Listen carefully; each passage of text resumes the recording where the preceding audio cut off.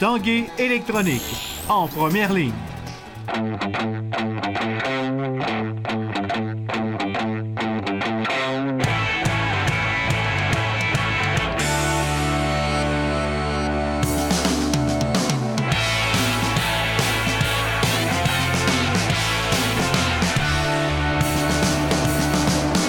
À tous un bon jeudi. Bienvenue à l'Esprit sportif. Parlons d'abord du fondeur Alex Harvey qui, la saison dernière, a terminé 7e au classement cumulatif de la Coupe du Monde. Eh bien, il se prépare en vue de la prochaine saison, une saison pré-olympique. Il a quitté ce matin pour les 3 prochaines semaines, direction Park City.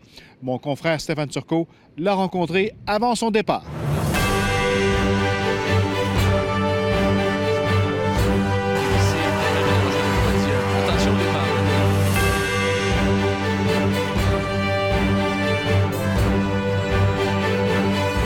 Alex, avant de parler de la prochaine saison et ce que tu t'en vas faire, quel genre d'été t'as passé? Un super bel été. On a eu la météo de notre bord cette année du début à la fin. Puis aussi un bon été d'entraînement. Pas de blessures, pas de maladies, 2 bons camps d'entraînement. Puis là, je suis en train de partir pour un 3e. Justement, ce camp d'entraînement-là, c'est à Park City, c'est au Utah. Tu vas faire quoi là-bas? Bien, c'est un camp en altitude, donc c'est un peu le même type d'entraînement qu'on fait ici. Donc, c'est sur terrain sec. On fait du ski à roulet, de la course à pied, de la musculation, mais c'est en altitude. Donc, on loge à 2400 mètres, puis on s'entraîne jusqu'à 3000, 3500 mètres d'altitude. Donc, c'est pour vraiment développer l'endurance, puis augmenter la production de globules rouges qui sert au transport de l'oxygène, puis à être meilleur dans un sport d'endurance comme le mien. Le dernier camp qu'on a fait en Italie, c'est un camp vraiment pareil que ce qu'on s'en va faire, donc en altitude, puis en alliant ces 2 camps-là, puis un 3e aussi que je vais faire en début de saison à Davos, en Suisse, bien là, ça permet vraiment de créer des ponts entre chaque camp, puis d'avoir un niveau de forme un peu plus élevé que la normale, artificiellement élevé suite à l'entraînement en altitude comme ça. Tu fais une rétrospective de ta dernière année. Comment tu l'évalues maintenant? Bien, tu sais, ça a été une année d'adaptation suite à la chirurgie que j'ai eue au printemps. Donc, j'avais un nouveau corps, des nouveaux outils de travail. Donc, il y a des choses, la régularité physique, ça a vraiment été la meilleure saison de toute ma carrière. J'étais toujours dans le top 10 quasiment. Sauf que j'avais l'impression qu'il manquait le edge entre, disons, la 5e place puis le podium. Puis ça, je ne l'ai pas trouvé avant la fin de la saison au Tour du Canada. Là, cette année, c'est une année pré-olympique, championnat du monde? Oui, c'est sûr. C'est le gros objectif, c'est le championnat du monde à la fin du mois de février, début mars. C'est aux mêmes dates qu'on va avoir les Jeux olympiques 1 an plus tard. Donc, c'est un peu une année test avant les Jeux olympiques. Donc, on fait le même type d'entraînement pendant l'été, la même approche aussi pendant l'hiver, un camp d'entraînement qu'on va faire juste avant les mondiaux qui vont être en Finlande. Donc, c'est un peu une pratique générale pour l'année olympique. Le gros changement personnel pour toi cette année, c'est les changements de ski. Tu as changé de compagnie. Ouais. Pourquoi? Puis qu'est-ce que ça va donner plus? Bien, il y a plusieurs raisons pourquoi j'ai changé, mais une des raisons, c'est probablement l'équipement. Je l'ai testé au printemps, puis il était tout simplement meilleur que ce que j'avais par le passé.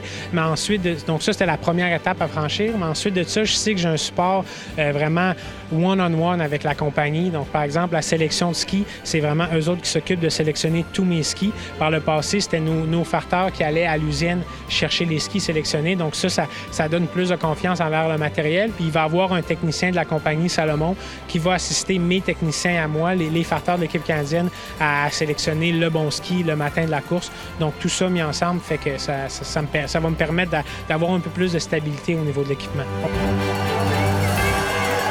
On teste les skis, on se met un à côté de l'autre, on se tient la main, disons, au début d'une descente, puis là, on lâche la main pour voir quel ski accélère le plus, puis évidemment, c'est avec quelqu'un qui a le même poids que moi. Puis ensuite, tu as le feeling aussi en montée, la facilité d'écraser le ski pour aller chercher du kick. Donc, on a serré vraiment tous les skis de la même façon, on les a neutralisés, zérotés, si on veut, puis ça nous a permis vraiment de trouver le meilleur ski. Puis ça a donné que c'était les skis Salomon pour moi. Au niveau de ta carrière, ton âge, tout ça, où tu te vois rendu? Ouais.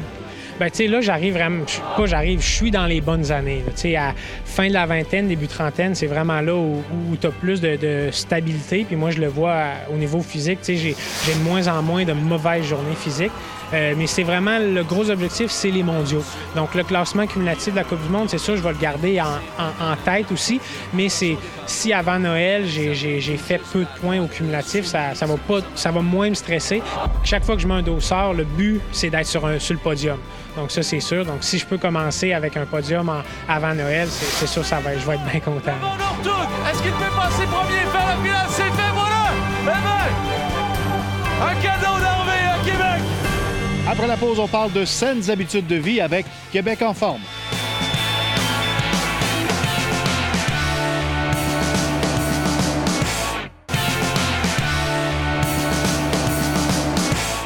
Lancement à Québec aujourd'hui du livre pour un Québec en forme, un recueil de très belles histoires de partenaires qui travaillent très fort à encourager les saines habitudes de vie chez les jeunes de 0 à 17 ans.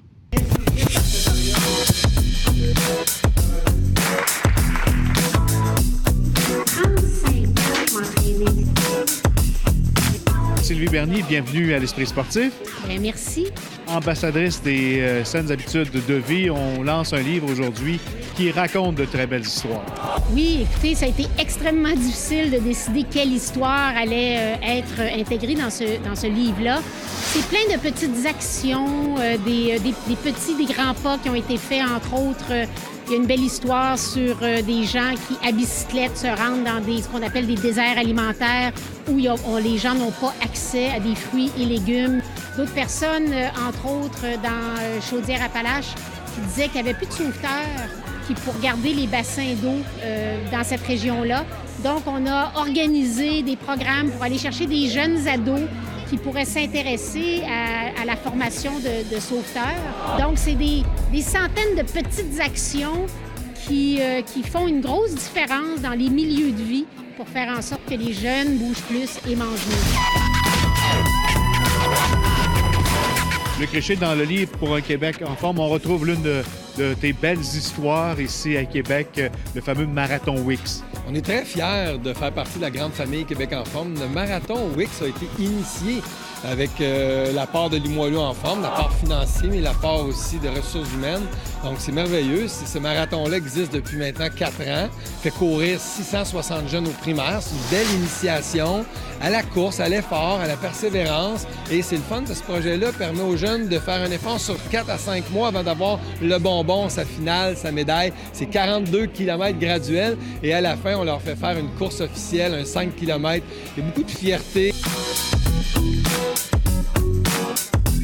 On aime faire bouger les choses, on aime faire bouger les jeunes, mais on aime vivre nous-mêmes des expériences formatrices et positives.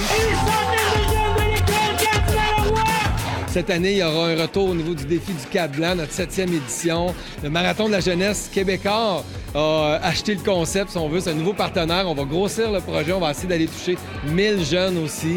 Un grand événement jeunesse pour le 150e du Canada aussi, qui est sur la planche de travail. Vous êtes prêts? C'est que ce soit facile de bouger et que ce soit facile de bien manger, qu'on puisse l'intégrer dans son quotidien. On est conscient que de bouger plus et manger mieux, c'est extrêmement positif sur notre santé, mais aussi c'est positif sur notre qualité de vie, sur la réussite éducative des enfants, sur la performance, en fait, le fait que les jeunes ne décrochent plus de l'école, on le sait. Ce livre-là, qui est gratuit, téléchargeable, pour un québecenforme.org, c'est facile et vous allez avoir, encore une fois, une centaine de petites histoires, des actions qui vont probablement vous motiver, qui sont très inspirantes et qui vont peut-être vous inciter à vous impliquer comme citoyen et comme collectivité. Merci Sylvie. Merci à vous.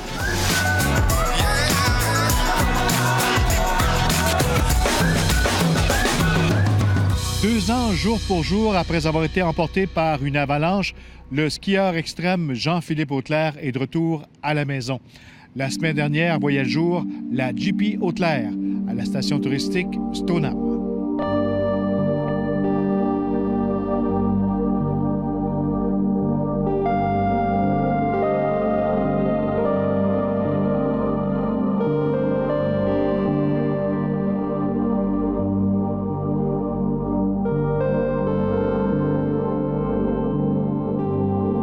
événements de 2014, on avait pris la décision de dire, OK, qu'est-ce qu'on fait pour reconnaître un être incroyable, également qui a laissé un leg au ski et au snowboard au fil des ans.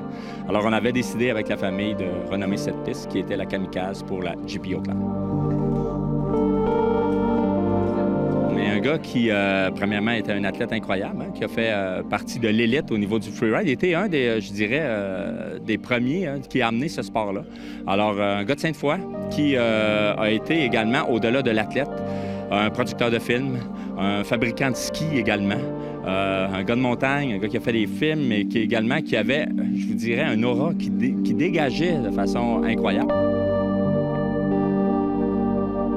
Plein de joie, mais en même temps avec un petit peu de tristesse, mais côté célébration aussi, malgré que c'est bizarre d'utiliser le mot célébration pour ce genre de truc. Mais je dirais peut-être commémoration, en fait, d'être ici, dans une montagne qui est pour JP un peu ce qu'il appelait la maison, Stoneham.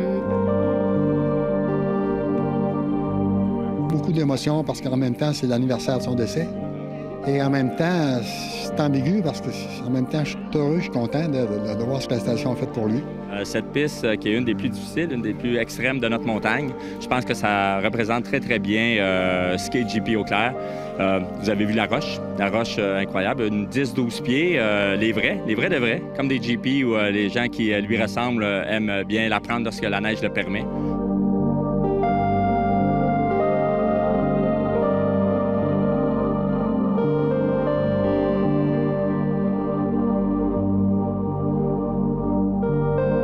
Le fameux canari jaune, c'est devenu une emblème dans le ski, en fait, qui est un aspect visuel qui nous rappelle JP.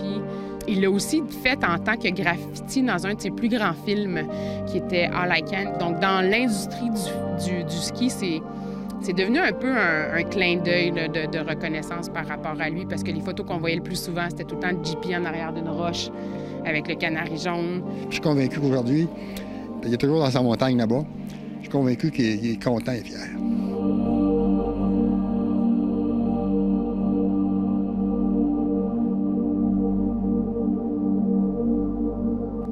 Voilà, c'était l'Esprit sportif pour aujourd'hui. Au nom de toute l'équipe, passez une bonne fin de soirée. À demain.